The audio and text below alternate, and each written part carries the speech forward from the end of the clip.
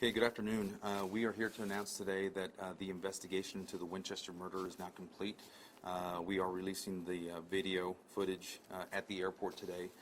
Just want to let everybody know that we did check with the family before we did this. We offered them the opportunity to review the video before it was released to the public.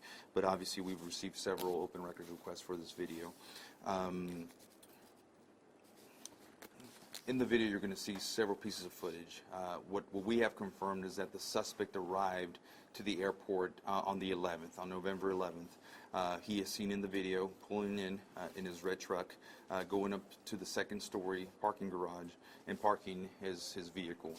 It became very obvious to us that he intended to find and keep that parking spot because he'd never moved his vehicle after that. Once he parked it on the second floor facing the east side where the victim would be walking, that's where the vehicle remained.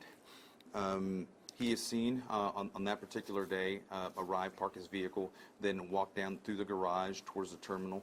At some point, at approximately 5:40 p.m., he is seen leaving the Will Rogers World Airport in a taxi cab. He arrived at 1:47 on that same day. The video also shows him come back to the airport on the 15th.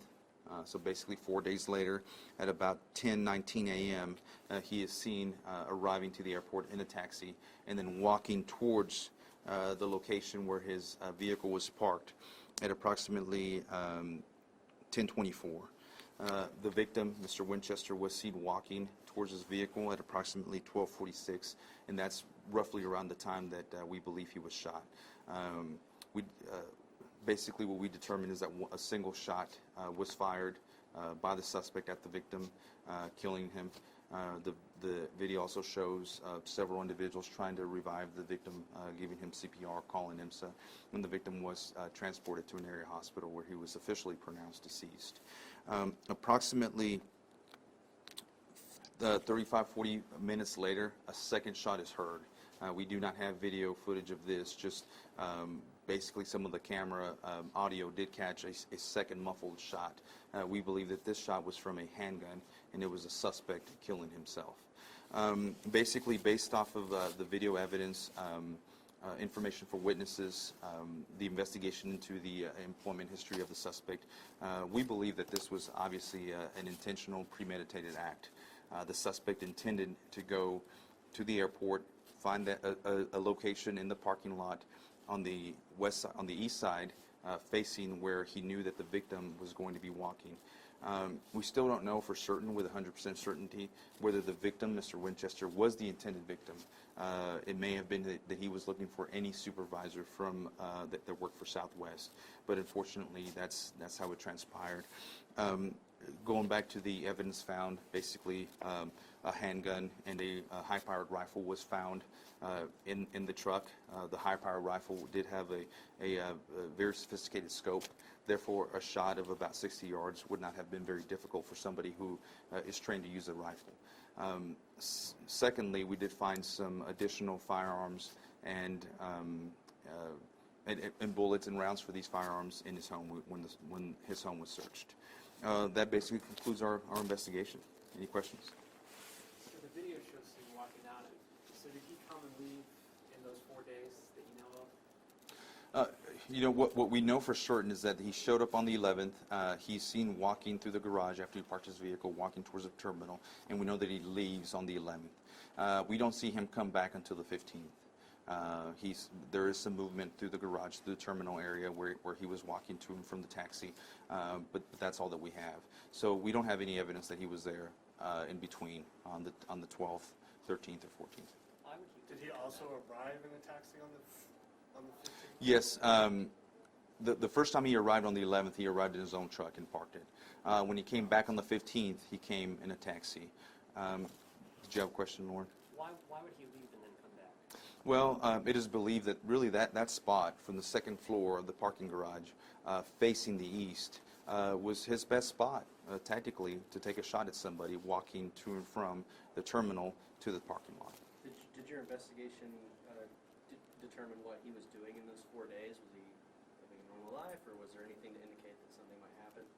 Well, we have reason to believe that maybe he knew that specific people were going to be there a few days later. Hence the reason why he did not come back after the 11th until the 15th. But other than just going back home and being at home, we don't have any more information related to the crime of what he was doing. You said that you didn't know if Winchester was exactly the intended target. Do we know if they worked together at their time at Will Rogersville Airport? Yeah, we know they worked together, but we also know that he had contact with several other supervisors, and obviously his departure from that employment was not pleasant for him. So we can't say with 100% certainty that it was Mr. Winchester he was waiting for. Again, he may have been waiting for anybody with authority, anybody that he disliked. That may have been an intended victim. It just happened to be Mr. Winchester. So we can't say for sure he may have been the intended victim. He may not have been. Can you confirm for us, why was he let go from his job? Well, that's really information that I would prefer that you confirm through Southwest. But the information is already out there that he was at the airport. He was found to be under the influence of alcohol, it was believed, and he was offered a breath test. He walked away from the job after that and didn't come back, so they considered that a resignation.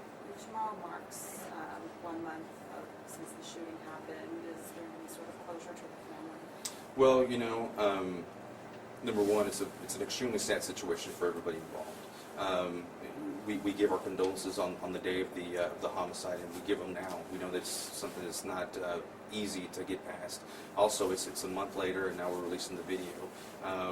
Quite frankly, we delayed as long as we could because we had an open investigation. But now that it's closed, really there's no reason for us to legally withhold the video. So we're releasing it now, and our sincerest apologies to the family. We don't mean for this to cause any type of harm to them, obviously. But this incident is obviously very high in the attention of the media and the public, and they want this information out there. Was there anything in those 4 days between when he first arrived and when the shooting happened that could have tipped off security, that could have alerted someone? Really, no, unless somebody spotted him. Keep in mind that this was approximately a year and a half after he left the job. So really at that point, there's no reason to have any type of be on the lookout or bulletin for this individual.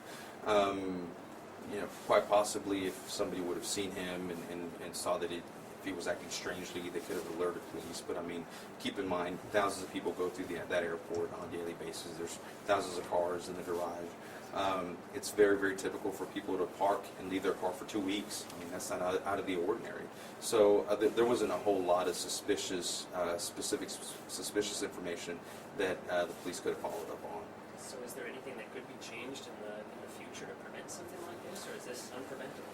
Well, keep in mind that this is the first time in the history of the